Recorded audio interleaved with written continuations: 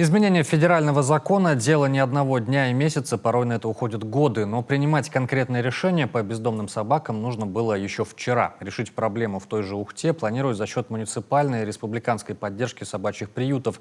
Недавно студентка Ухтинского университета Дарья Гарш представила добровольческий проект по работе с бездомными животными лично главе республики и получила поддержку. Виктория Науменко пообщалась с волонтерами.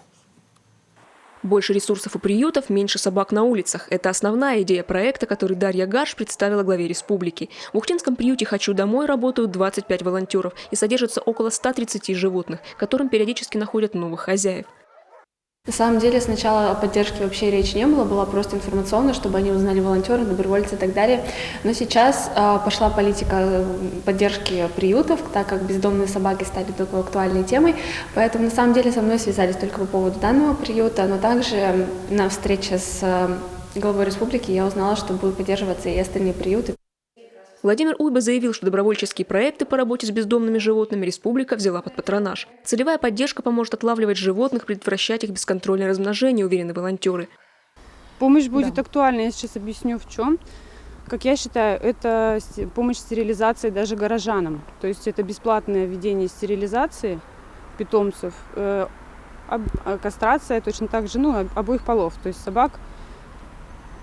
Потому что многих останавливает именно этот вопрос.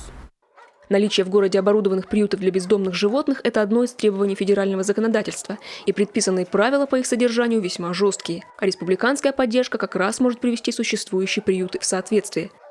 Федеральный закон требует, чтобы был приют. И не просто какой-то там приют, там просто сарай заброшен, но там должно быть обеспечено тепло, питание, ветеринарный врач, лечение. Но это приют, понимаете, в том смысле какой, только это собачий приют, но почти такой же.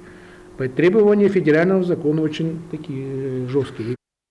Второй ухтинский приют «Добрый город», который ранее занимался и отловом, тоже ждут перемены. Недавно приют посетил мэр Ухты и заверил, что решить проблему бродячих собак возможно только совместно.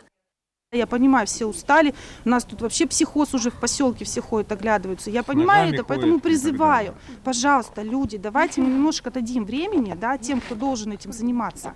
Они договорятся, и мы будем уже слушать новости о том, что реально делается.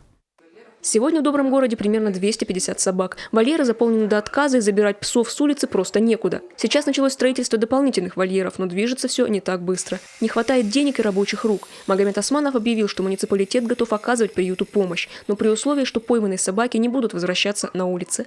Виктория Науменко, Павел Лагутин, телеканал Юрган, Ухта.